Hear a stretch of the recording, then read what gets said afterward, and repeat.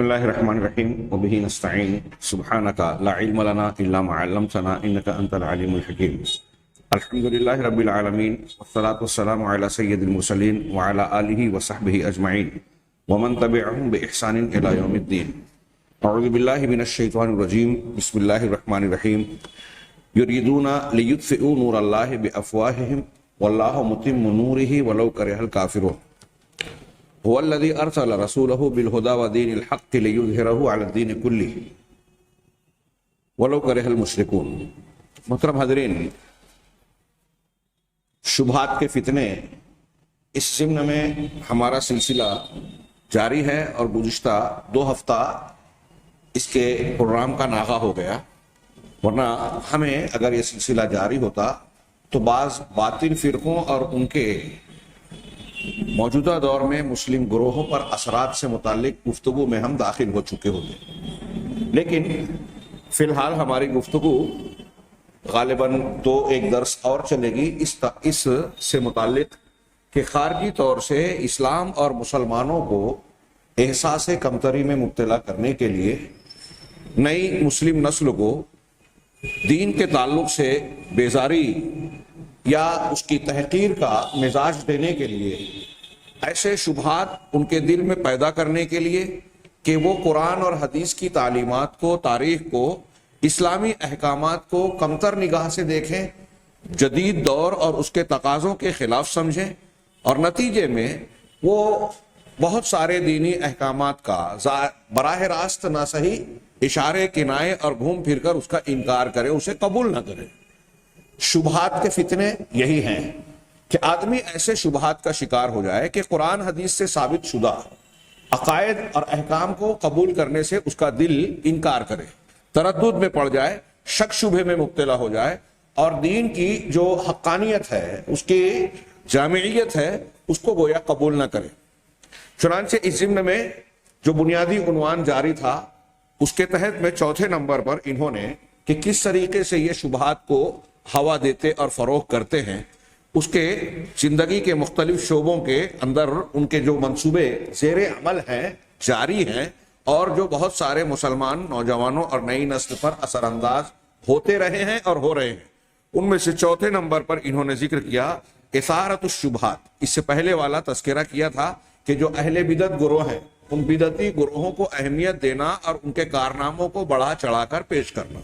ہمارے بہت سارے نوجوان ایسے لوگوں کو جو گمراہ ہیں، جو غلط فکر اسلامی طور پر پیش کر رہے ہیں، قرآن حدیث پر اعتراضات کرتے ہیں اور اپنے آپ کو قرآن حدیث کا محقق بیان کرتے ہیں، ان سے متاثر ہو جاتے ہیں، ان سے متاثر کرنے کا ماحول بنایا جاتا ہے. عالمی سطح پر ان کو اس طریقے سے ہائی لائٹ کیا جاتا ہے. آپ دیکھیں گے کہ ٹی وی چینلز پر، ریڈیو پر، قومی میڈیا پر وہ افراد زیادہ آپ کو نمایاں طور سے مسلمانوں میں سے وہ افراد نظر آئیں گے جو عقیدے اور عمل کے اعتبار سے بگڑے ہوئے ہیں، جو اپنا دین ایمان عام طور سے فروخت کرتے ہیں، جو خالص پکے سچے مومن قرآن و حدیث کی صحیح اور شفاف تعلیمات کے حامل ہیں، وہ آپ کو میڈیا میں زیادہ نظر نہیں آئیں گے. اور ایسا ہی معاملہ آپ کو سوشل میڈیا میں بھی ملے گا. جن کے فالوورز زیادہ ہیں اور جن کے کیا نام ہے ویورز اور دوسرے جو بھی اصطلاح میں کہا جاتا ہے کہ لائک کرنے والے، یہ دکھایا جاتا ہے کہ ان کو چاہنے والے بہت ہیں تاکہ اس تعداد کو دیکھ کر نئی نسل کے لوگ متاثر ہوں، اور ایسی چیزوں سے لوگ سطحی ذہن رکھنے والے لوگ متاثر ہوتے بھی ہیں، بھیڑ بھاڑ کو دیکھ کر اسی بھیڑ کی طرف چلنے لگتے ہیں. خیر، تو اگلے نمبر پر انہوں نے ذکر کیا یہی کام گمراہ فرقوں کے تعلق سے کیا جاتا ہے. 4 نمبر پہ کہا اثارت الشبہات حول الشریعۃ الاسلامیہ ومحاولۃ اقصائها عن الحکم والتحاکم. کہہ رہے ہیں کہ شریعت اسلامیہ سے متعلق شبہات کو پھیلانا، ہوا دینا، اور اس بات کی کوشش کرنا، سر توڑ کوشش کرنا کہ اسلام کو حکومت، سیاست اور اقتدار سے دور رکھا جائے. کسی بھی طریقے سے یہ دین جو ہے، یا دین کے ماننے والے جو دینی مزاج اور صحیح عقیدے کے حامل ہیں، ان کو پاور، قوت اور حکومت نہ ملے، اس کے لیے بڑی کوششیں ہوتی ہیں. تفصیل میں آپ دیکھیں گے تو آپ خود بھی محسوس کریں گے کہ واقعی ہمارے گرد و پیش میں تو یہ صورتحال نظر آتی ہے۔ دلیل یہ دیتے ہیں کہ قرآن حدیث یا اسلامی تعلیمات، دین کی تعلیمات ہمارے موجودہ دور کے جدید تقاضوں اور مصلحتوں کا ساتھ دینے کے لائق نہیں ہے۔ اسلام 1400 سال پرانا۔ پروفیسر ٹائن بھی پاکستان کے ایک صاحب قلم نے اس کا قول نقل کیا، اور کہا کہ کسی مستشرق کا قول ہے کہ کوئی جانبدار آدمی جو ہے غیر جانبدار آدمی دلچسپ تاریخ نہیں لکھ سکتا۔ اور پھر وہ کہتے ہیں جناب محمد سعید صاحب کہ پروفیسر ٹائن بی نے ہمیشہ دلچسپ تاریخ لکھی ہے، یعنی جانبدارانہ تاریخ لکھی ہے۔ اور اس ضمن میں اس کا قول نقل کرتے ہیں کہ وہ یہ کہتا ہے، یہ میں جو آگے بیان کرنے جا رہا ہوں اس کا ایک سمجھ لیجیے کہ تمہیدی ثبوت ہے۔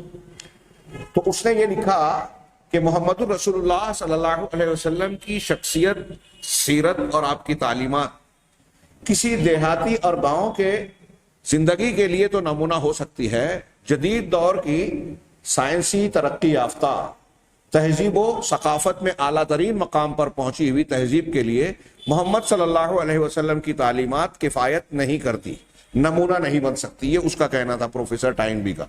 جناب محمد سعید صاحب نے بڑا بھرپور جواب دیا اس کا، پورا جواب نہ صحیح، اس کا سرسری سا تذکرہ انہوں نے نقل کیا کہ یہ بات تو صحیح ہے کہ اللہ کے نبی صلی اللہ علیہ وسلم کے دور میں، آپ کے عہد مبارک میں آج کے دور کی طرح مختلف شہروں میں بڑی بڑی فیکٹریاں، دھواں اگلتی ہوئی چمنیاں نہیں تھی، جدید وسائل اور آلات ایجاد نہیں ہوئے تھے، یہ رات کو دن کی طرح روشن کرنے والے قمقمے، لائٹس اور بہت ساری جدید مشینیں یہ موجود نہیں تھی۔ لیکن اس زمانے میں بھی انسان بستے تھے اور آج بھی انسان ہی بستے ہیں دنیا کے اندر۔ اس زمانے کے انسانوں کی ضروریات، فطرت، حاجتیں بھی وہی تھیں جو آج کے زمانے کی ہیں۔ اس زمانے میں جو رشتے تھے، باپ بیٹے، ماں بہن، میاں بیوی یعنی شوہر بیوی، دادا دادی، پوتے نواسا، ماموں اور خالہ اور دوسرے جتنے رشتے اور تعلقات ہیں سماجی طور پر، وہی رشتے تعلقات آج بھی ہیں۔ اخلاقی اقدار اس زمانے کی جو تھی، حقیقت میں اگر دیکھا جائے تو وہ آج بھی وہی اخلاقی اقدار، اچھائی اور برائی کا معیار ہے۔ کچھ چیزوں کو بدل کر گناہوں کو آرٹ کی شکل میں پیش کرنے کی کوشش کی جاتی ہے، لیکن انسانی فطرت اسے قبول نہیں کرتی۔ ایسا نہیں ہے، انہوں نے لکھا، ایسا نہیں ہے کہ آج سے 1000 سال، 2000 سال، 1500 سال پہلے چوری کی سزا، چور کو معاشرے میں برا سمجھا جاتا ہو اور آج چور کو جو ہے تمغہ اور ایوارڈ دیا جاتا ہو کہ چوری کرنا اچھی بات ہو گئی۔ زانی، بدکار اور دوسرے گناہوں کا ارتکاب کرنے والا پہلے جو ہے گنہگار مانا جاتا ہو اور آج اس کو جو ہے وہ نیک اور اچھا مانا جاتا ہو۔ اخلاقی اقدار میں تبدیلیاں نہیں آئی، اگرچہ زندگی میں بہت ساری سہولیات دینے والی مشینیں بڑھ گئی ہیں، تسہیلات بڑھ گئی ہیں، لیکن زندگی انسان کی وہی ہے، فطرت انسان کی وہی ہے، رشتے انسان کے وہی ہیں، خوشی، غم، غصہ اور نرمی، یہ مزاج کے جو اتار چڑھاؤ ہیں یہ بھی وہی ہے۔ لہذا جناب محمد رسول اللہ صلی اللہ علیہ وسلم کی تعلیمات انسانی فطرت کے عین موافق ہے۔ اب وہ کسی دیہات اور پرانی زندگی کا گزارنے والا انسان ہو یا جدید سے جدید زندگی، وہ کسی سائنس لیبارٹری میں یا بڑی سے بڑی فیکٹری اور اعلیٰ سے اعلیٰ بلڈنگ اور جو ہے شقات میں، جس کو فلیٹس کہتے ہیں، اس میں زندگی گزارنے والا ہو، سب کے مسائل تو یکساں ہیں، خوشی اور غم کی بنیادیں ایک جیسی ہیں، فطرت ایک جیسی ہے۔ لہذا جناب محمد رسول اللہ، یہ ایک منفی پروپیگنڈا ہے، لوگوں کو گمراہ کرنے کا ایک آلہ ہے، یہ کہنا کہ اسلام جدید دور کے تقاضوں کی تکمیل نہیں کر سکتا۔ یہ 1400 سال پرانا ہے، یہ دیہاتی زندگی کے لیے ٹھیک ہو سکتا ہے۔ چنانچہ انہوں نے کہا کہ یہ کوشش کی جاتی ہے کہ چونکہ یہ جدید دور کے نئے نئے مسائل کا ساتھ نہیں دے سکتا، لہذا ایسے قوانین کی اب ضرورت ہے جو جدید تقاضوں کی تکمیل کرتے ہوں۔ تو لوگوں کے بنائے ہوئے، جس کو اصطلاح میں وضعی قوانین، ہم شرعی قوانین، اللہ نے جو نازل کیا قرآن حدیث کی شکل میں، اس کو شرعی قوانین کہا جاتا ہے، اور انسانوں کے بنائے ہوئے قانون کو وضعی قوانین کہا جاتا ہے، عربی میں وضع یعنی بنانا۔ تو وضعی قوانین کو جو پریکٹیکل طور پر اگر دیکھا جائے، عملی طور پر، تو بہت سارے معاملات میں شریعت کے، عقل کے اور فطرت کے بھی خلاف ہے۔ انسان کے بنائے ہوئے قوانین شریعت کے، قرآن حدیث کے خلاف تو ہیں ہی، آپ غور کریں گے تو عقلیت کے بھی خلاف نظر آئیں گے اور فطرت کے بھی خلاف نظر آئیں گے۔ اس کی سب سے بڑی دلیل یہ پیش کی جا سکتی ہے کہ دنیا کے کسی بھی ملک کے قوانین کو دیکھیے جو لوگوں نے بنائے ہیں، وہ ہر تھوڑے دن کے گزرنے کے بعد ترمیمات کا شکار ہوتے ہیں۔ خود وہاں کے ارباب اقتدار کو یہ بات محسوس ہوتی ہے کہ یہ قانون ٹھیک نہیں ہے، اس میں تبدیلی کی ضرورت ہے، اس میں اصلاح کی ضرورت ہے۔ لہذا دنیا کے لوگوں کے بنائے ہوئے قوانین، وہ کتنے بھی دانشور افراد اکٹھا ہو جائیں، یہ ممکن نہیں ہے کہ دنیا کے ہر خطے اور علاقے کے لوگوں کے ضرورت، حالات، تقاضوں کے مطابق ہوں، فطرت کے مطابق ہو۔ آج ایک قانون بنانے والا کتنا بھی صاحب علم ہو جائے، الگ الگ فنون کے ماہرین کی کمیٹی بن جائے، لیکن 20 سال، 30 سال، 25 سال کے بعد حالات کے بارے میں ان کو علم نہیں ہے، اپنے ماحول یا اپنی معلومات کے دائرے سے آگے ان کی معلومات نہیں ہے۔ لہذا انسانوں کے بنائے ہوئے قوانین میں خامی کا ہونا، نقص کا ہونا یقینی فطری بات ہے، ایسا ہوگا ہی ہوگا، کتنا بھی ذہین انسان ہو، بلکہ ذہین ترین انسانوں کی منتخب جماعت ہی کیوں نہ ہو۔ ایسا قانون جو ہر حقدار کو اس کا حق دے، ایسا قانون جو انسان کی فطرت کے موافق ہو، ایسا قانون جو ہر زمانے، بدلتے ہوئے زمانے کا ساتھ دینے کی صلاحیت رکھتا ہو، یہ صرف احکم الحاکمین، ارحم الراحمین، علیم و خبیر رب العالمین کی ہی ذات ہے اور کوئی نہیں، اور اس کا نازل کیا ہوا دین اسلام ہے۔ جب یہ اعتراض کیا جاتا ہے یا یہ بات کہی جاتی ہے کہ اسلام مختلف بدلتے ہوئے حالات، تقاضوں اور نئے مسائل کے سلسلے میں تقاضے پورا نہیں کر سکتا، تو دراصل یہ اللہ تبارک و تعالیٰ کی ذات پر اعتراض ہوتا ہے کہ آپ دنیا کے لوگوں کی عقل کو اتنا کامل مان رہے ہیں کہ وہ تو جدید تقاضوں کے موافقت میں مناسب قانون بنا سکتے ہیں۔ رب العالمین کی ذات اس سے عاجز تھی کہ نئے تقاضوں کا اسے علم نہیں تھا کہ کوئی ایسا ہی شخص کہے گا جو اللہ تبارک و تعالیٰ کو جانتا نہیں، جو ایمان سے محروم ہے اور جس کی فطرت پلٹ گئی ہے، عقل بھی سلامت نہیں ہے، وہ ایمان والا ہو ہی نہیں سکتا۔ چنانچہ یہ بات کہی جاتی ہے، اور یہ بات اتنی پھیلائی گئی ہے کہ عام طور سے اگر کوئی دینی ماحول میں رہنے والا انسان ہے تو شاید وہ یہ چیز اتنا اچھی طرح نہ جانتا ہو۔ اگر آپ جدید دور کے پڑھے لکھے ہوئے مسلمان طبقوں میں بھی جائیں تو آپ کو ایسے بہت سارے لوگ ملیں گے جو اس قسم کی باتوں کو بیان کرتے ہیں، اور غیر مسلم حلقوں میں تو یہ بالکل عام بات ہے۔ میں نے اس سے پہلے کے بعض کسی درس میں ایک واقعے کا ذکر کیا تھا کہ جب پہلا خلیجی حملہ ہوا تھا، اقوام متحدہ کے زیر سایہ امریکہ کے طرف سے جو ہوا بنائی گئی تھی خلیج میں، تو اس وقت کے خادم الحرمین شاہ فہد نے شیخ ابو امینہ بلال فلپس، امریکہ میں نو مسلموں کے درمیان اسلام کی تبلیغ کرنے والا ایک نمایاں نام ہے آج دنیا کے اندر، ان کی کتابیں ہیں، ان کی کیسٹس چلتی ہیں انگریزی میں، ان کو باقاعدہ بلا کر ایک ہیلی کاپٹر سعودی حکومت کی جانب سے دیا گیا اور کہا گیا کہ آپ جو امریکہ اور دوسرے ممالک کی مغرب کی فوجی ہیں، ہم آپ کو اجازت نامہ، پاس وغیرہ بنوا دیتے ہیں، ان کے درمیان جا کر آپ اسلام کی تبلیغ کیجیے۔ اور ان کی کوششوں سے اس درمیان مجھے یاد پڑتا ہے کہ اخبارات میں رپورٹ آئی تھی 4000 لوگ اسلام میں داخل ہوئے تھے، ریڈی میڈ فوجی۔ اس کو لوگ ہائی لائٹ نہیں کرتے، جو سعودی عرب پر تنقید کرنے والے لوگ ہیں کہ ایسے ایسے کارنامے ہیں جس کا وہ پروپیگنڈا نہیں کرتا۔ چنانچہ ابو امینہ بلال فلپس نے اپنا ایک واقعے کا ذکر کیا کہ جب ایک امریکن لیڈی آفیسر کے سامنے انہوں نے اسلامی تعلیمات، قرآن کی حقانیت، جدید دور میں انسانی مسائل کے حل کی صلاحیت کا دعویٰ پیش کیا اس کے سامنے، تو اس خاتون نے کہا کہ آپ کی یہ بات میرے لیے قابل قبول نہیں ہے۔ آپ کہہ رہے ہیں کہ قرآن کی تعلیمات، اسلام کی تعلیمات آج کے زمانے کے مسائل کو بھی حل کر سکتی ہے، یہ کیسے ہو سکتا ہے؟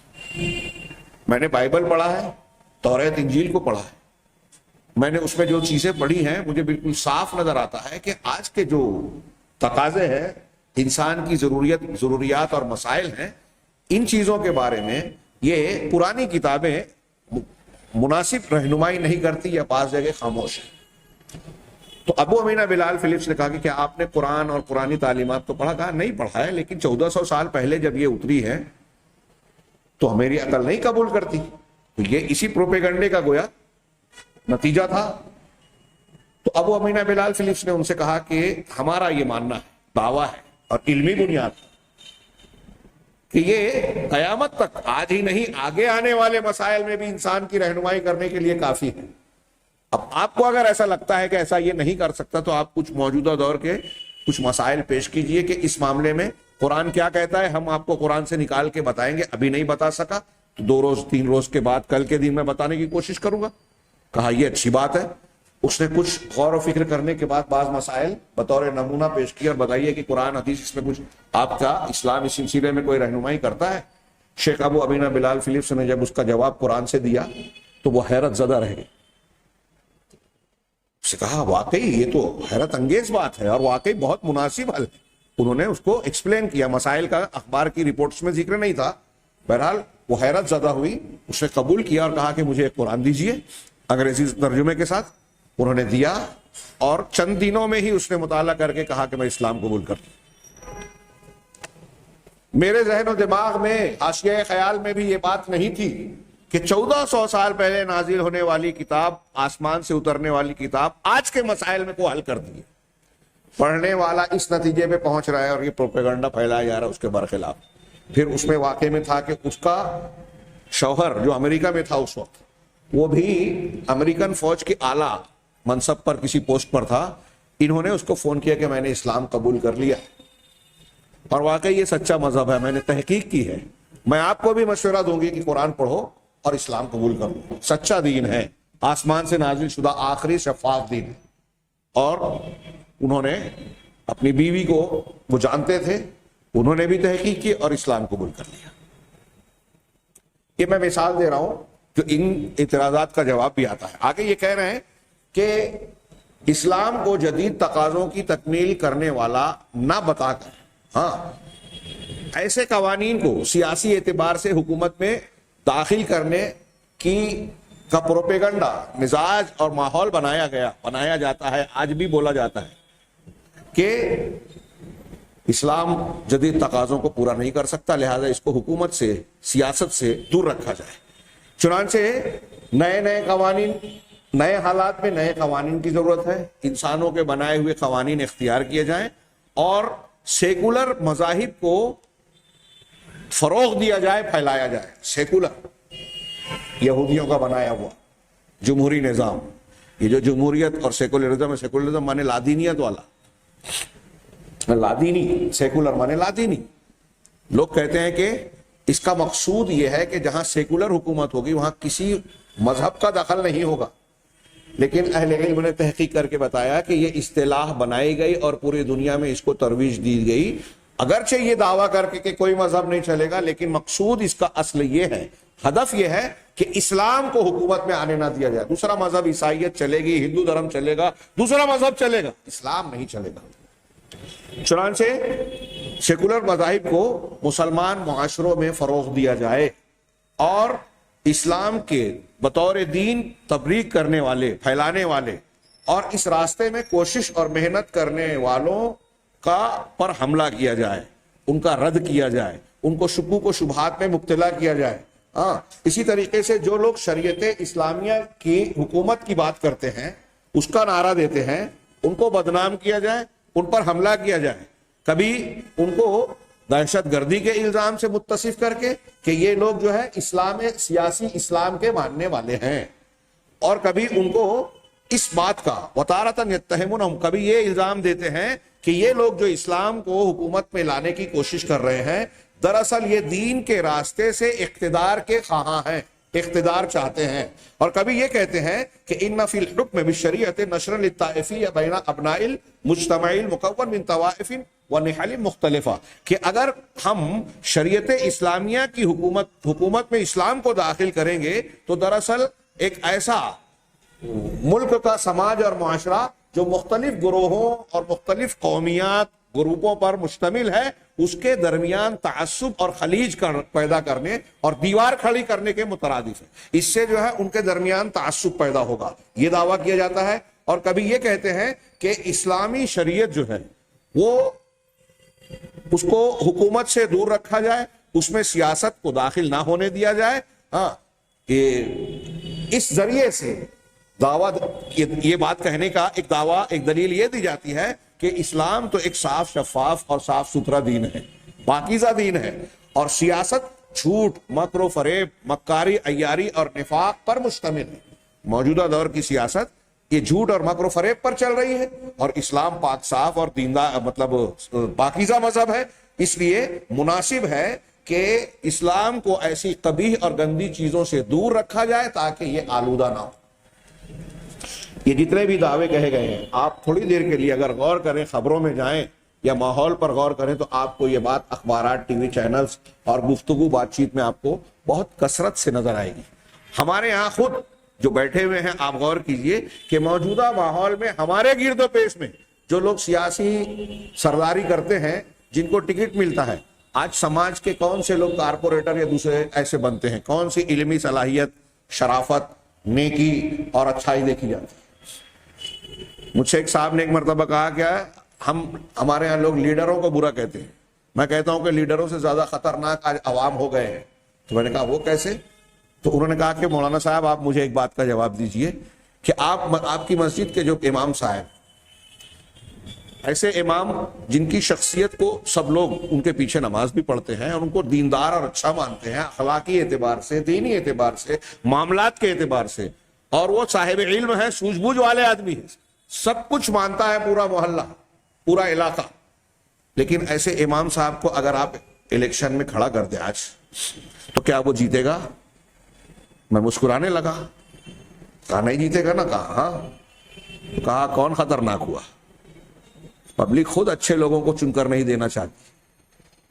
جو لوگ بے ایمان ہیں, جن کے بارے میں ان کو معلوم ہے کہ یہ کمیشن خوری کریں گے, یہ کمانے جا رہے ہیں, خدمت کرنے نہیں جا رہے ہیں, ان کو خود شعور نہیں ہے, سیاسی سمجھ نہیں ہے, مسائل کا ادراک نہیں ہے, آفیسز اور کاغذات کی معلومات نہیں ہے, اس کے باوجود ان کو قائد بنایا جا رہا ہے.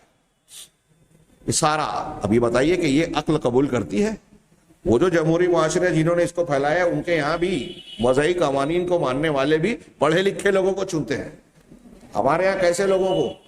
ہندوستان کا پورا معاملہ یہی ہے.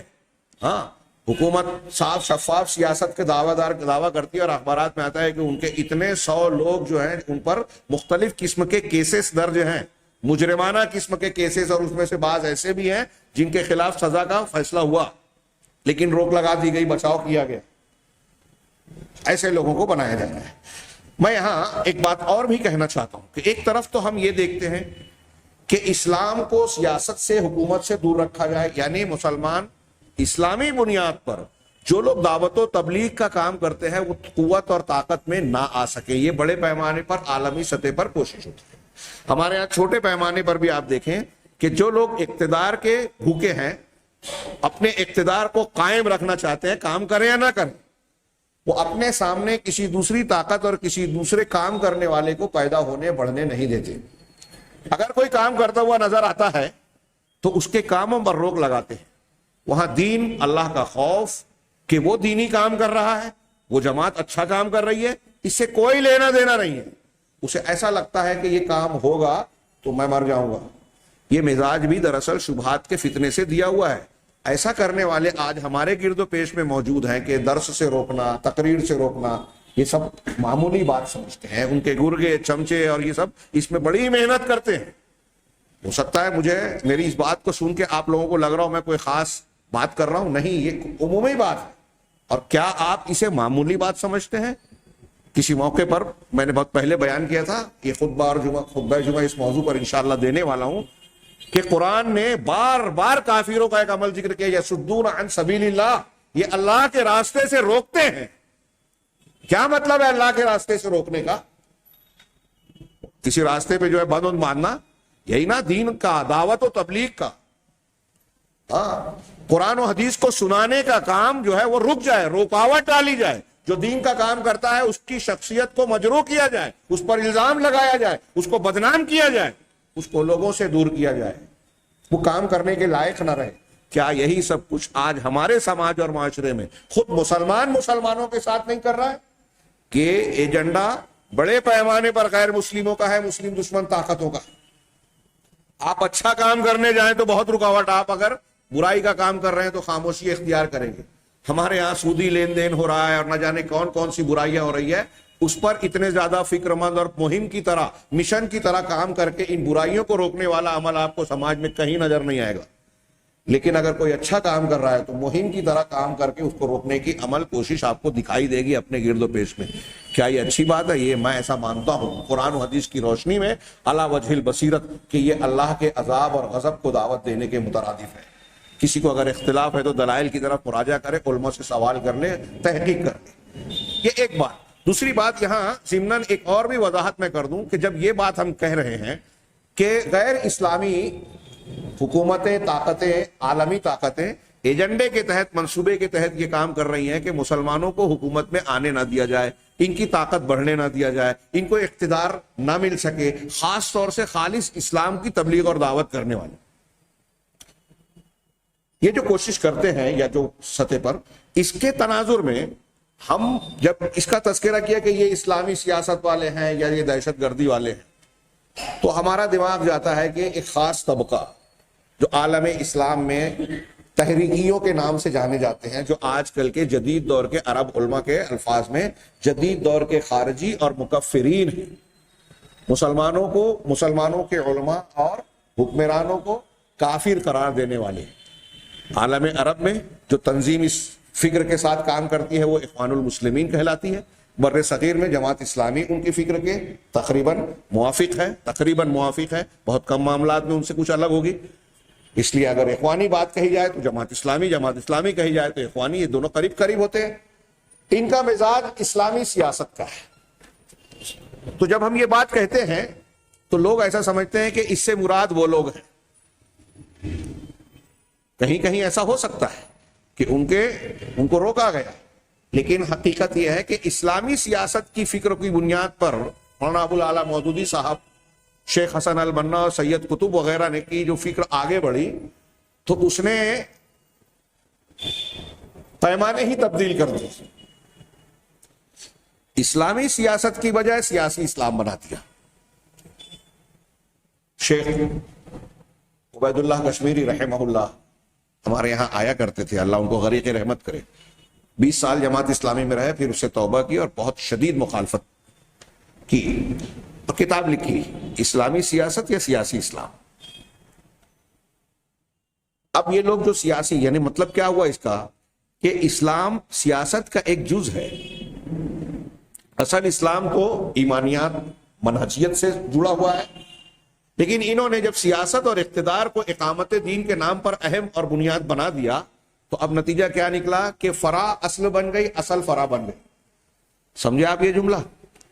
جو بنیاد ہے، جڑ ہے، جڑ کو شاخ بنا دیا اور شاخ کو جڑ بنا دیا، ذریعے کو مقصد بنا دیا اور مقصد کو ذریعہ بنا دیا، پیمانہ بدل دیا، سیاست اور حکومت اہم ہو گئی۔ اب اسلام کا درخت اور شجر جس جڑ پر کھڑا ہوتا ہے، یعنی عقیدہ اور منہج، اس کو تابع بنا دیا۔ یہی وجہ ہے کہ آپ دیکھیں گے کہ یہ جماعت اسلامی یا اخوانیوں کے نزدیک عقیدے کی، منہج کی کوئی خاص اہمیت نہیں ہے۔ دعوت و تبلیغ میں بھی نبی کا طریقہ نہیں ہے، تصوف بھی چلے گا، قبر پرستی بھی چلے گی، میلاد کرو کہ نہ کرو، فاتحہ پڑھو کہ نہ پڑھو، ایک ہو جاؤ۔ یہ جو شبہ ہے نا، اس کے فروغ دینے کا رد عمل میں یہ الٹا معکوس گمراہی ہے۔ یہ جو میں عرض کر رہا ہوں بہت بڑے پیمانے پہ پھیلی ہوئی ہے۔ ایک طرف تو یہ کوشش عام نوجوانوں کو جب میں نے یہ بتایا تو یہ تو سب قبول کر رہے ہیں کہ اسلام کو سیاست سے دور رکھا جائے، یہ ان کی کوشش ہے، یہ بہت سے لوگ بیان کرتے ہیں، یہ سب مان رہے ہیں۔ لیکن اب اسلام کو میں سیاست بھی ہے اور حکومت کے ذریعے سے قوت حاصل ہونی چاہیے، اس فکر کو جب فروغ دیا گیا ان یورپ والوں کے مخالفت اور رد عمل میں، تو نتیجہ کیا نکلا کہ ایسی کچھ چیزوں کو ان لوگوں نے صحیح قرار دیا جو الزام کی شکل میں مسلمانوں کے دشمن بیان کرتے تھے. اب حکومت ہی کو اصل مقصد بنا دیا گیا. اسلام کی دعوت و عمل، دعوت و فکر کرنے کا عمل کے بجائے سیاسی طور پر ایجیٹیشن، جلوس، احتجاج، دھرنا، یہ سب اسلامی دعوت کا اور اسلامی گروپ کا کام سمجھ لیا گیا. اسی لیے کچھ لوگوں نے بڑا اچھا طنزیہ سوال کیا کہ آپ اسلامی حکومت قائم کرنا چاہتے ہیں یورپ اور امریکہ کے طریقے پر، ووٹ دے کر. یہ الیکشن کا طریقہ، یہ احتجاج کا طریقہ، یہ جمہوری انداز. ایک طرف آپ کہتے ہیں کہ ووٹ دینا شرک، مولانا ابوالعلا مودودی صاحب کی اس جملے کو لے کر جماعت اسلامی سال جو ہے جمی رہی. جس نے ووٹ دیا وہ مشرک ہو گیا. آج انہوں نے سیاسی پارٹی بنا لی ہندوستان کے اندر، آج ان کی سیاسی پارٹی بن گئی. بہت بڑا سوال ہے، لیکن اس پر کوئی رکتا ہی نہیں ہے، کوئی گفتگو کرتا ہی نہیں ہے کہ کل تک جو شرک تھا اور مولانا شمس پیرزادہ صاحب نے اس کی مخالفت کی تو ان کو جماعت اسلامی سے نکال دیا گیا. آج آپ کی پوری جماعت اس میں جو ہے الگ موقف، مخالف موقف اختیار کر رہی ہے. جو 30 سال پہلے شمس پیرزادہ 40 سال پہلے انہوں نے پیش کیا تھا، آج آپ پورے کی پوری جماعت سے وہ اختیار کر رہے ہو. کیا اصول ضابطہ ہے آپ کے؟ یہ شبہات کے فتنے کا اثر ہے. میں بہت اہم بات کر رہا ہوں، ممکن ہے کہ شاید میں سمجھا نہ پا رہا ہوں، لیکن سمجھنے کی کوشش کریں کہ یہ جو موقف ہے، ایک طرف یہ کہ اسلام کو دور کیا جائے، دوسری طرف جب سیاست اسلام سے سیاست کو الگ کر دیا جائے، ایک غلط بات.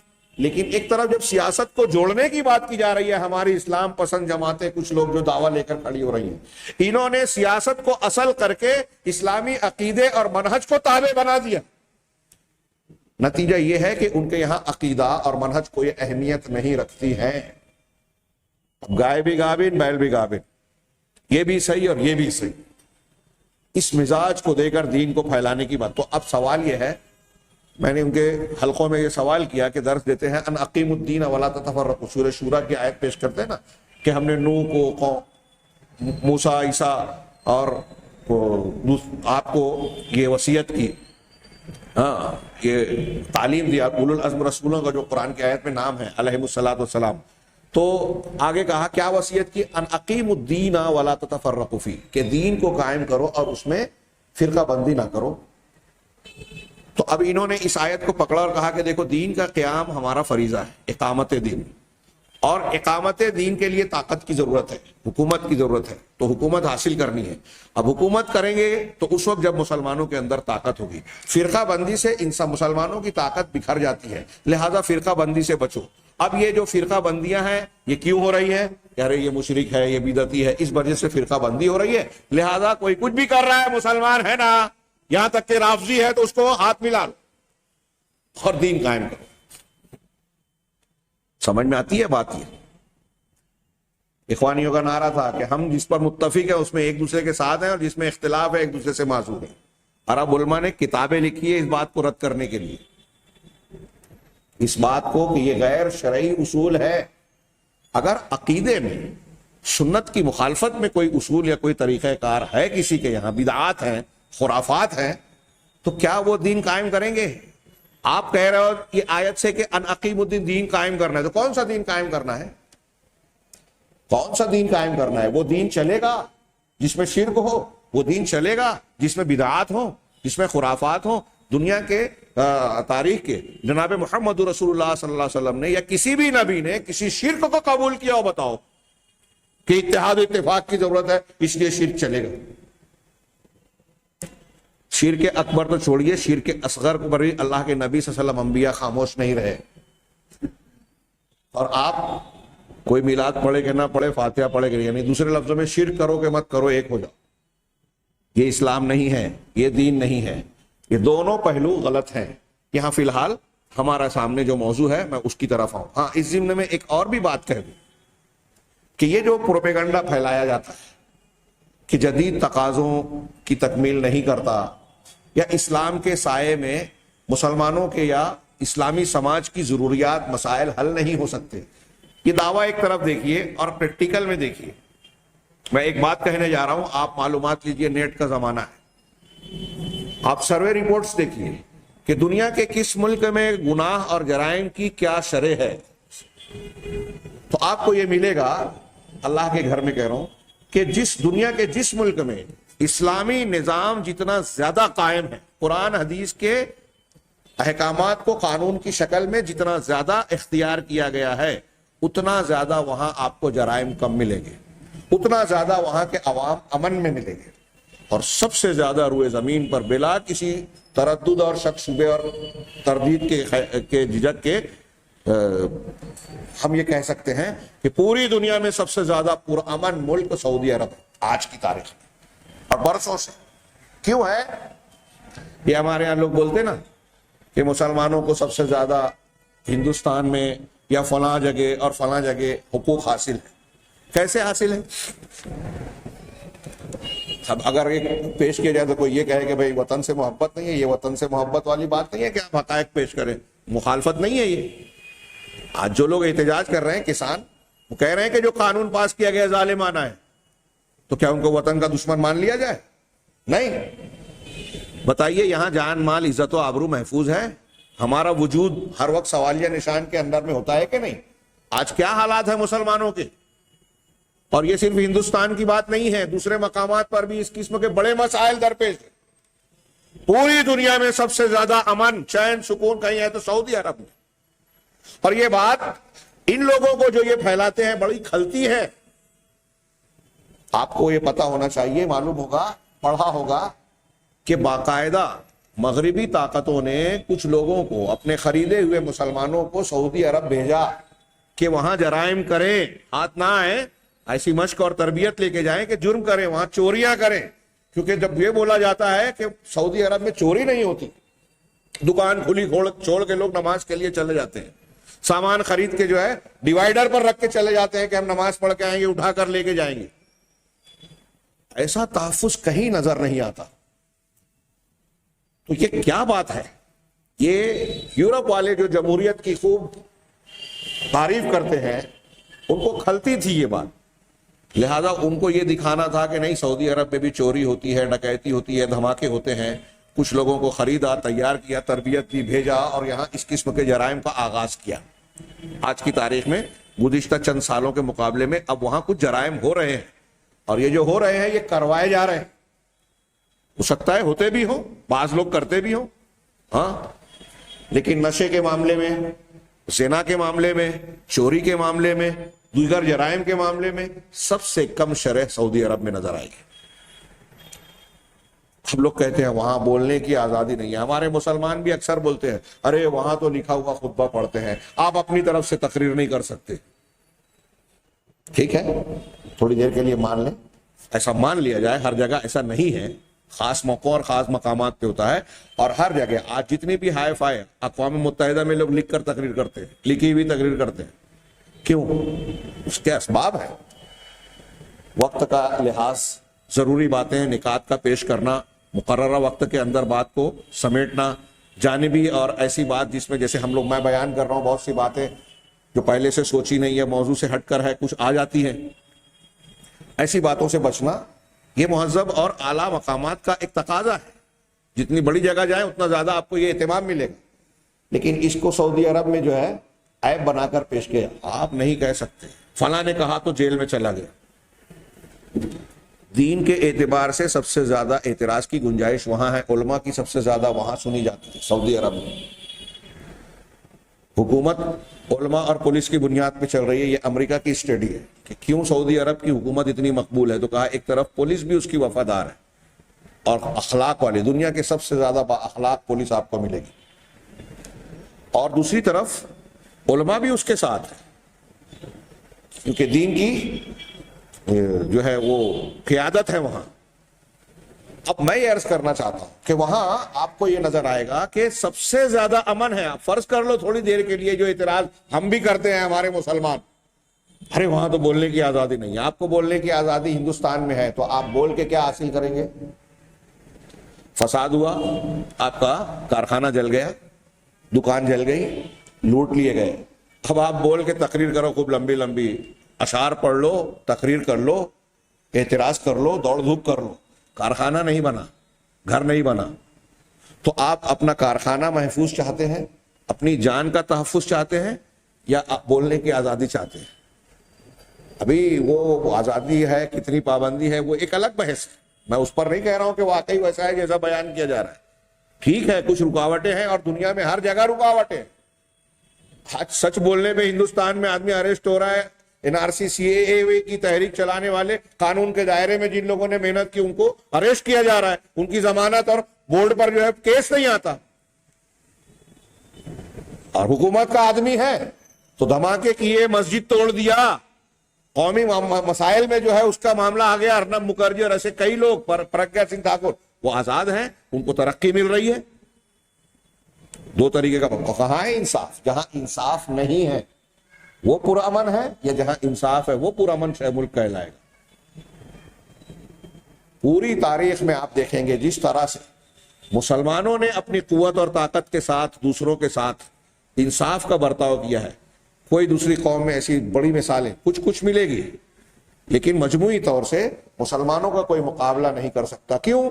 یہ اسلام کی قرآن کی تعلیم کا نتیجہ ہے کہ اگر قاضی کی عدالت میں وقت کا خلیفۃ المسلمین بھی آ گیا اور اس پر الزام ہے تو اس سے سوال جواب کرتے ہوئے کوئی اسپیشل مقام اسے نہیں دیا گیا، بلکہ اس کو جرم کے کٹہرے میں بٹھا کر اپنی صفائی اور گواہی پیش کرنے کے لیے کہا گیا، وہ بھی اسلامی قاعدے کے مطابق. ایسی کتنی کارروائیوں کی بنیاد پر بعض یہودی بعض غیر مسلم اسلام قبول کرنے پر مجبور ہوئے.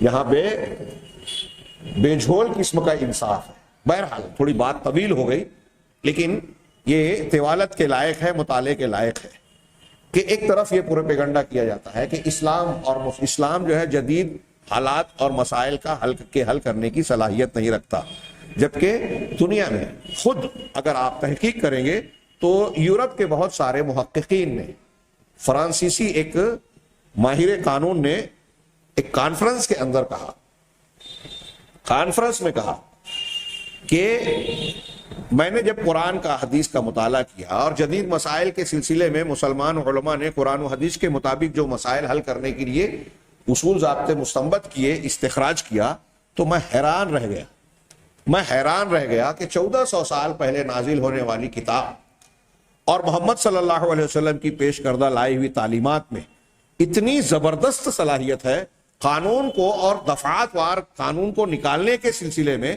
کہ جدید سے جدید مسائل کے سلسلے میں اس سے قوانین کو پیش کرنے کی صلاحیت اس میں موجود ہے، اس سے استنباط ہوتا ہے. اس نے یہ اعتراف کیا کہ میرے علم کے مطابق قرآن اور محمد صلی اللہ علیہ وسلم کی تعلیمات کے علاوہ دنیا کی کسی قانون کی کتاب میں یہ صلاحیت موجود نہیں ہے جو قرآن میں. یہ قرآن کا تشریعی شریعت سازی کا، قانون سازی کا معجزہ ہے، اور انسانی فطرت کے جتنی موافقت اور جتنی رعایت و لحاظ قرآن اور حدیث کی تعلیمات میں ہے دنیا کے کسی قانون میں نہیں ہے. میں کہنا یہ چاہ رہا ہوں، سعودی عرب کا میں نے جو حوالہ دیا یہ آج کے زمانے میں پریکٹیکل کیا، جدید سے جدید مسائل، صفائی وہاں دیکھیے کیسے حل ہو رہی ہے. اور یہ فرانسیسی آدمی کے مستشرق کے گواہی نقل کر کے میں یہ پیش کرنا چاہتا ہوں کہ قرآن اور حدیث میں جدید سے جدید مسائل کو حل کرنے کی بھرپور صلاحیت ہے. تمام معاملات میں قوانین کی روشنی موجود ہے. جن چیزوں پر لوگ اعتراض کرتے تھے اسلامی حدود بڑی سخت ہے، ایسی ہے ویسی ہے، کبھی کبھی یہ غیر مسلم دنیا کی طرف سے اس کی تائید ہوتی ہے کہ نہیں، مسلمان پورے سماج کی جان مال عزت و آبرو بچانے کے لیے ایسے سخت قوانین ضروری ہیں، یہ رحمت ہے. جب یہ دلی میں واقعہ ہوا نربھیا کیا بولتے ہیں ان کے زنا کا، اس وقت کئی ہندو تنظیموں کے لوگوں نے، وشو ہندو پریشد کے بعض لیڈروں نے کہا کہ یہاں سعودی عرب کا قانون نافذ ہونا چاہیے اس بارے میں جو زنا سے متعلق ہے. لال کرشن اڈوانی بھی اس قسم کا بیان پہلے دے چکے تھے اور دوسرے مقامات پر. سوال یہ ہے، آپ کہتے ہیں کہ اسلامی قانون نئے حالات میں تقاضے پورے نہیں کر سکتا.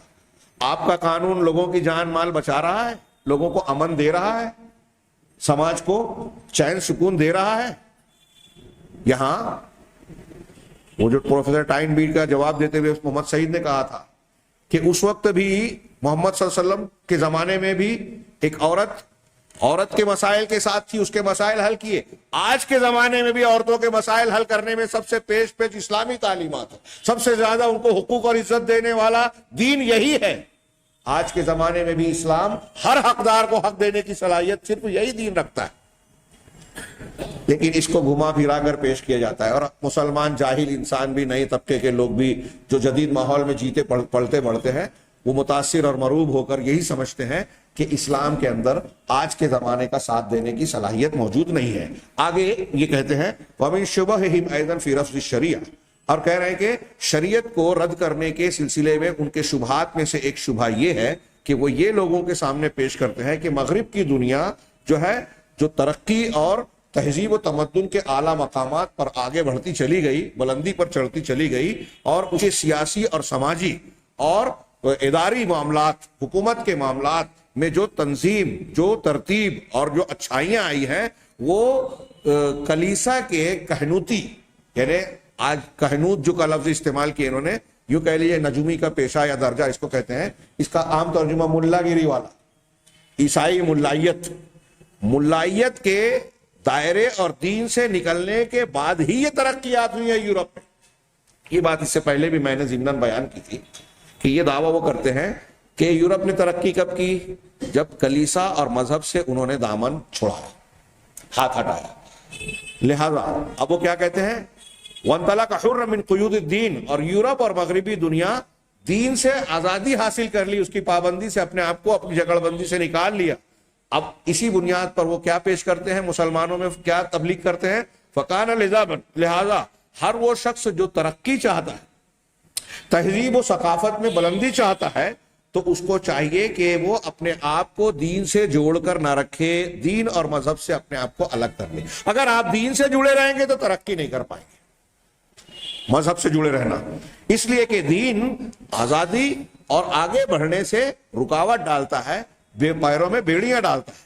انہوں نے قرآن کی ایک آیت کا ٹکڑا نقل کیا، کبرت کلمۃ تخرج من افواہہم ان یقولون الا کذبا، یہ بہت بڑی بات ہے جو ان کے منہ سے نکلتی ہے، یا وہ جو بھی کہہ رہے ہیں بالکل جھوٹ ہے۔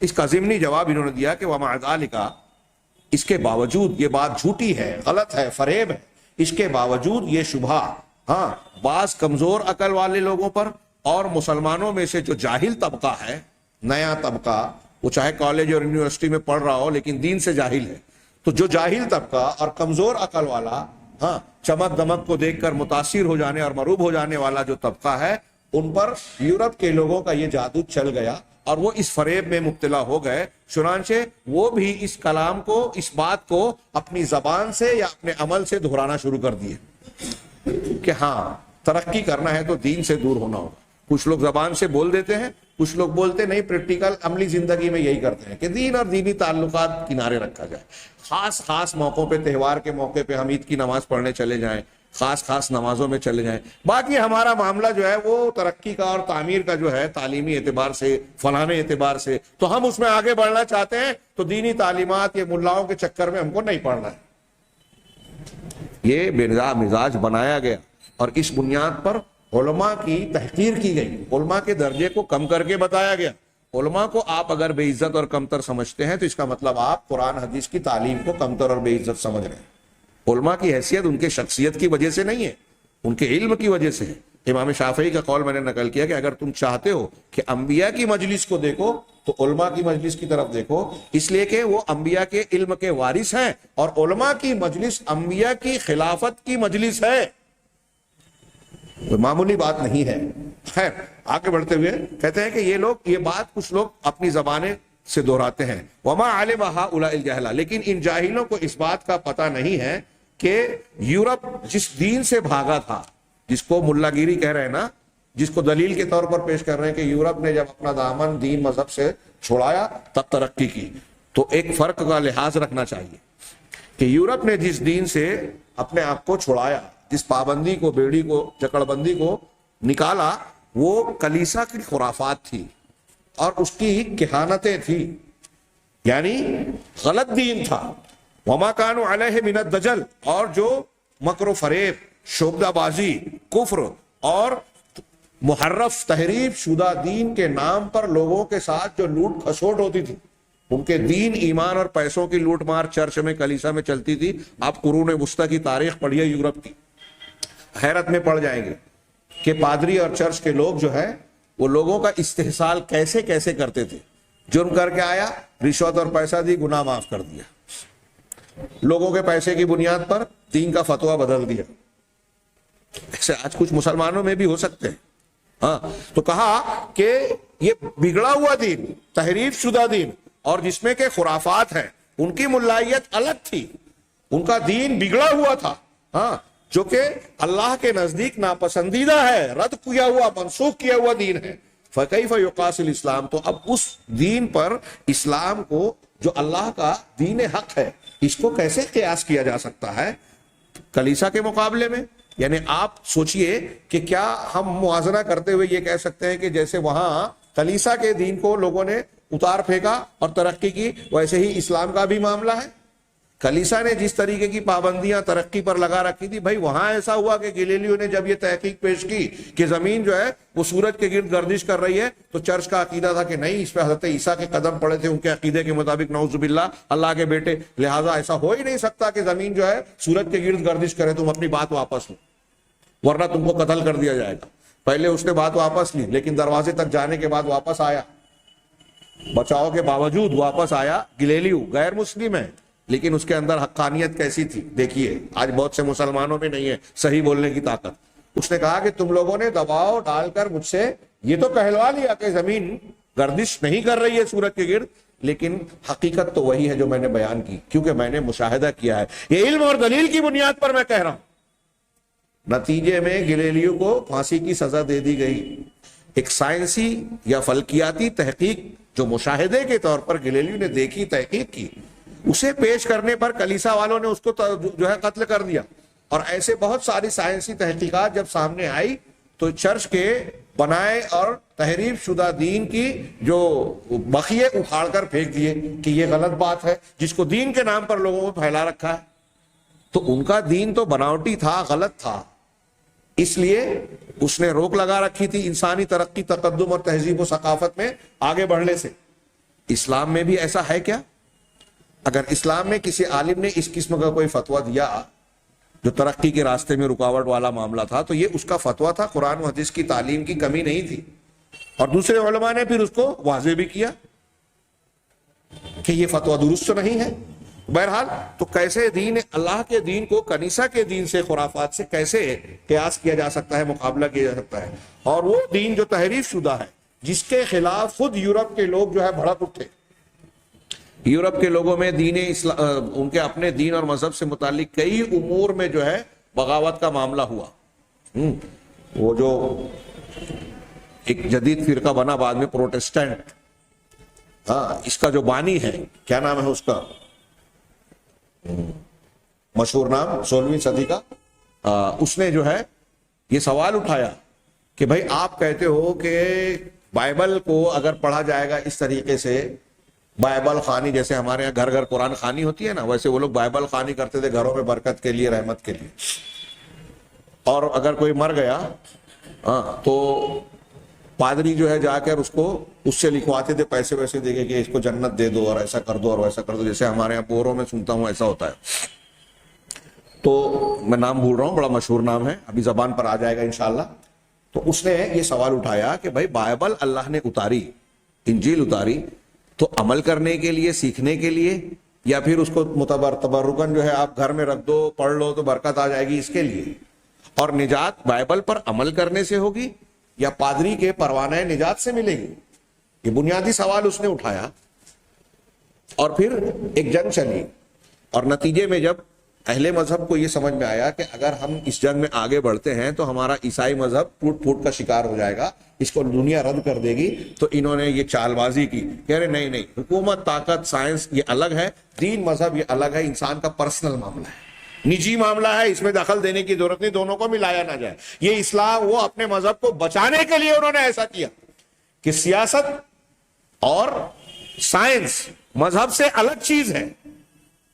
اور پھر ان کے یہاں جب مذہب اور دین کا ٹکراؤ ہوا تو ایک پروپیگنڈا یہ بھی کیا گیا کہ اسلام کی اور مذہب کی تعلیمات سائنس کی تعلیمات سے ٹکراتی ہے.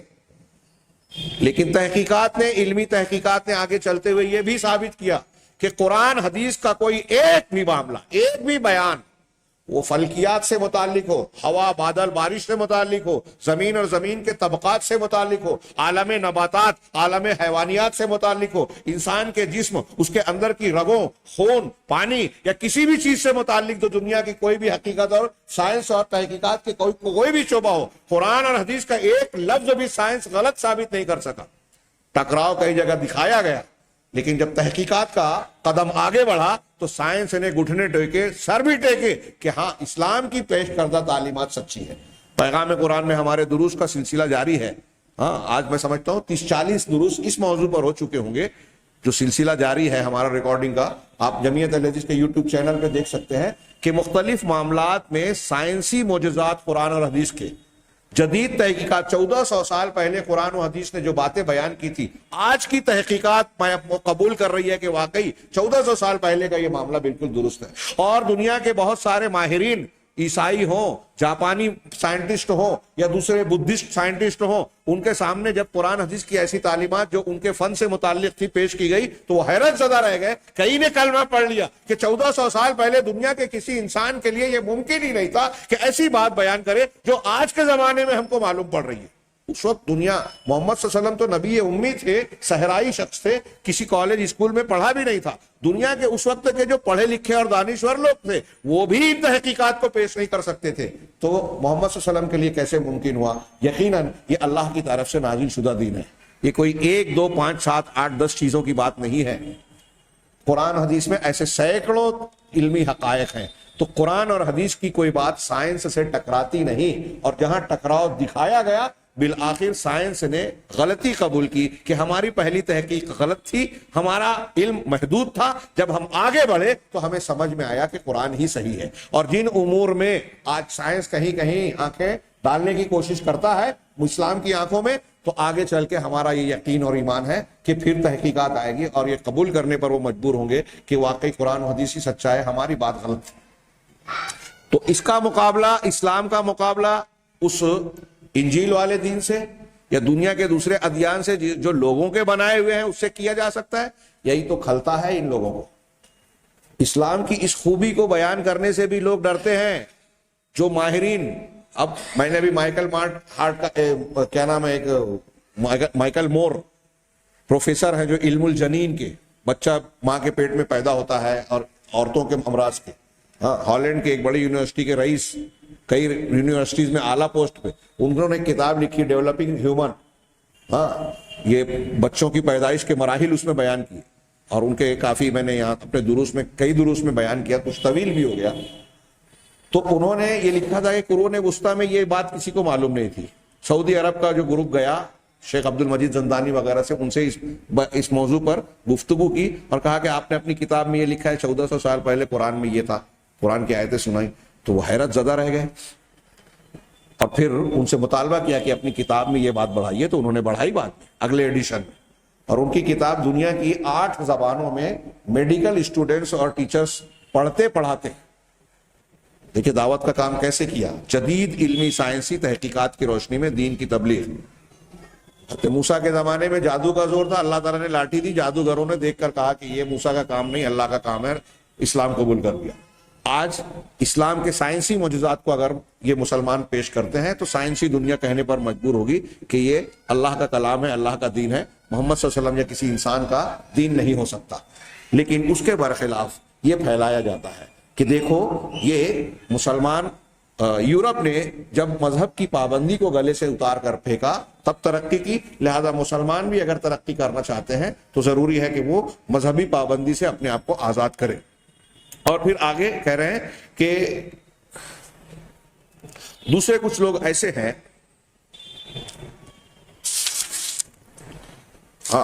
یہ بات کہی کہ کچھ کمزور عقل کے لوگوں کا تذکرہ کر رہے تھے کہ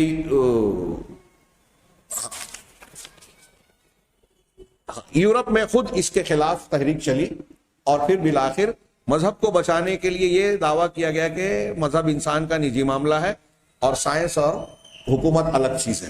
اب کہہ رہے ہیں کہ وکیف یقال، اسلام جو بالکل صاف ستھرا اور شفاف دین ہے، اللہ کی توحید اور اس کی عبادت، اکیلے اللہ کی عبادت پر کی بنیادی تعلیم پر مشتمل، توحید پر مشتمل اسلام کی تعلیمات اس کو اور جو مشتمل ہے اس چیز پر جو قرآن کریم میں اللہ کی جانب سے تعلیمات آئی ہیں جو دنیا اور آخرت دونوں کی مصلحتوں اور فائدوں کو اپنے اندر سمیٹے ہوئے ہیں.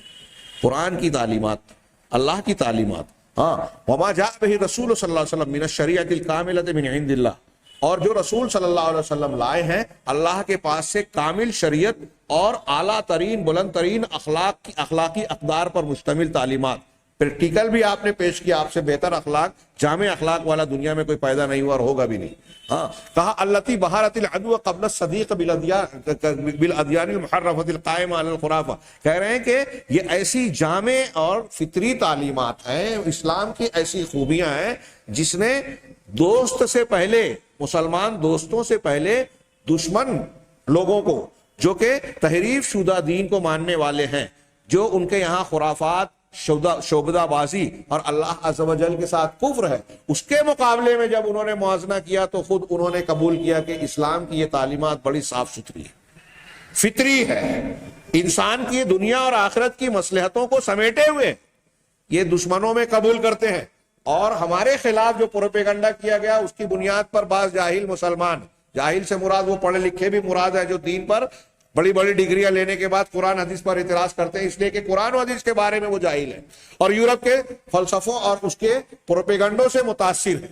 یہ جو منکرین حدیث جو ٹی وی پر پیش کیے جاتے ہیں، پاکستان میں غامدی ہیں، ہاں، اور دوسرے اس سے پہلے پرویز تھے، یہ انجینئر ہے، اور اس قسم کے لوگ جو ہیں یہ آپ دیکھیں گے کہ یہ حقیقت میں جاہل اور یورپ سے متاثر اور مرعوب ہے. قرآن حدیث کا گہرا علم اور فنی علم ان کو ہے ہی نہیں، لہذا یہ اسلام سے پر اعتراض کرتے ہیں. ہاں، تو کہا اسلام کی ان تعلیمات کو یورپ کے اس محرف دین کے مقابلے میں آپ جو ہے موازنہ کر کے رد کریں گے، جبکہ یہ صاف شفاف توحید پر، رسول اور محمد صلی اللہ علیہ وسلم کی لائے ہوئی جامع تعلیمات پر مشتمل ہے جو دنیا اور آخرت کو کب کے فائدوں کو سمیٹے ہوئے ہے. انہ لا یفر من الا الی غیرہ، کہ تو آگے انہوں نے کہا کہ اسلام کو چھوڑ کر کسی دوسرے مذہب کی طرف وہی شخص بھاگے گا جو بے وقوف ہے، پاگل ہے. ومن یرغب عن ملت ابراہیم الا من صفی نفسہ، جو ملت ابراہیمی سے منہ موڑے گا تو وہی ہوگا، قرآن کا بیان ہے یہ، تو وہ بے وقوف، جو انتہائی احمق اور بے وقوف ہے. اور جو شخص اللہ کی ہدایت کے بغیر اپنی خواہشات کے پیچھے بھاگتا ہے، ایسا ہی آدمی اسلامی تعلیمات کو چھوڑ کر اپنے دوسری طرف بھاگے گا ترقی کے نام پر. آخری پیراگراف میں اس موضوع کے تحت وہ کہتے ہیں کہ دین نصارہ کا تحریف شدہ اور گمراہ دین جو کہ شرک اور انسانی عقل کو لغو قرار دینے پر قائم ہے، وہ نصرانیت ہو، یہودیت ہو، ہندو مذہب ہو، آپ کو بہت سی چیزیں ایسی ملے گی جو عقل قبول نہیں کرتی، لیکن لوگ اس کو مان رہے ہیں اور اسلام پر 17 سوال اٹھاتے ہیں. 17 کیا 170، حالانکہ یہاں جواب بھی ملتا ہے. ہاں، اب بتائیے، وہ جو بہت بڑا سائنٹسٹ تھا انگریزی دور میں، اس کو مقرر کیا گیا کہ گہن لگ رہا ہے، ذرا مشاہدہ کیجیے. جب گہن لگنے لگا تو ساتھ ہی ساتھ وہ مشاہدہ کرتے ہوئے اٹھ کے جا کے گھنٹی بجا رہا ہے. انگریز آفیسر نے سوال کیا کہ یہ بیچ بیچ میں اٹھ کے آپ گھنٹی کیوں بجا رہے؟ کہا وہ میں ہندو ہوں نا، ہندو مذہب کے اعتبار سے یہ ہمارا عقیدہ ہے کہ جب گہن لگتا ہے تو ایک راکشش زمین کو یا سورج کو نگلنے کے لیے بڑھتا ہے، گھنٹی بجانے سے وہ بھاگتا ہے. تو کہا آپ سائنسٹسٹ ہو کے ایسی بات کرو؟ کہا ٹھیک ہے، میں یہ سائنس ہے، میری فن ہے، لیکن وہ میرا مذہب ہے. وہاں اس نے نہ جواب دینے کی زحمت کی اور نہ ان کو ضرورت محسوس ہوتی ہے. لیکن مسلمان اور اسلام ایسی کوئی چیز مانتا ہے تو اس کا جواب بھی دیتا ہے، پھر بھی اس پر اعتراضات وہ کرتے ہیں. تو ایسے مذاہب تو سائنس کے سامنے کھڑے ہونے کے لائق ہے ہی نہیں، جن کی کوئی بات عقلیت، فطرت، سائنس کی تحقیقات کا ساتھ دینے کے لائق ہے ہی نہیں. اسلام ہے جو ہر محاذ پر جدید سے جدید کوئی علم اور چیلنج آ جائے اس کی آنکھوں میں آنکھیں ڈال کر بات کرتا ہے، کھڑا رہتا ہے. اور کوئی بھی مذہب آ گیا اس کے سامنے، 1400 سالہ تاریخ دیکھ لیجئے، کوئی بھی مذہب فلسفہ منطق کی شکل میں یا آج کے سائنس کی شکل میں کوئی بھی مخالف معارض بن کر آیا، بالآخر مقابل نے گھٹنا ٹیکا. یہ قرآن کا معجزہ ہے، اللہ تبارک و تعالیٰ کی، رسول کی، قرآن کی حقانیت کی بہت چیختی چلاتی روشن دلیل ہے. اس کے باوجود کوئی شخص متاثر ہو جائے اور اس کے بارے میں احساس کمتری کا شکار ہو جائے تو اس سے بڑا جاہل اور بے وقوف کون ہوگا؟ تو آخر میں یہ کہہ رہے ہیں کہ نصارہ کا دین جو عقل کو لغو قرار دیتا ہے، شرک پر مشتمل ہے، وہ دین قویم اور جو کہ خواہشات نفس، ہوا اور جہالت سے پاک ہے، ظلم سے پاک ہے. اس سے کیسے مقابلہ کیا جا سکتا ہے؟ یہ دین اسلام وہ ہے تنزیل من حکیم حمید، جو حکمت والی ذات اور قابل تعریف حمید، جس کے اندر حمد کی ساری خوبیاں موجود ہیں۔ جب ساری خوبیاں ہیں تو اس کے کسی کام میں خامی اور نقص ہو ہی نہیں سکتا، جھول ہی نہیں ہو سکتا، لہذا اس کا بنایا ہوا دین بالکل پاک، صاف، شفاف اور محکم ہوگا۔ اور سبحانک ھذا بہتان عظیم، جب قرآن و حدیث کے دین کو یہ جو جاہل لوگ ہیں نصارہ کے دین سے موازنہ کر کے کہیں گے کہ اس کو بھی ایسے ہی نکالا جائے زندگی سے، سیاست سے دور کیا جائے، تو یہ بہتان عظیم ہے، بہت بڑا الزام ہے، کیونکہ حقیقت اس کے برخلاف ہے۔ اور حقیقت یہ ہے کہ مسلمانوں کو آج کے زمانے میں جو پسماندگی، پچھڑا پن اور مختلف قسم کی مصیبتیں لاحق ہیں، یہ ان کے دین حق سے اعراض کرنے کی وجہ سے ہے، اور اپنے پروردگار کی شریعت کو ترک کرنے کی وجہ سے ہے، اور اپنے کافر دشمنوں کے پیچھے بھاگنے کی وجہ سے۔ مسلمانوں کے بنیاد یہ ہے، لیکن شبہات کا فتنہ ایسا دماغ میں ڈالا گیا کہ جو ہمارے لیے حل ہے، ہمارے مسائل کو حل کرنے والی چیز ہے، یعنی دین پرستی، دین کو اختیار کرنا، توحید کو اختیار کرنا، اللہ کے نبی صلی اللہ علیہ وسلم کے دین کو، احکامات کو ماننا، اس کو کہا کہ یہ تم کو پستی کی طرف لے جائے گا، اور جس کی وجہ سے پستی ہوتی ہے، اسلام سے دور ہٹ کر کفار، مشرکین اور مختلف قسم کی گمراہیوں کی طرف جانا، اس کو کہتے ہیں کہ یہ ترقی کا راستہ ہے۔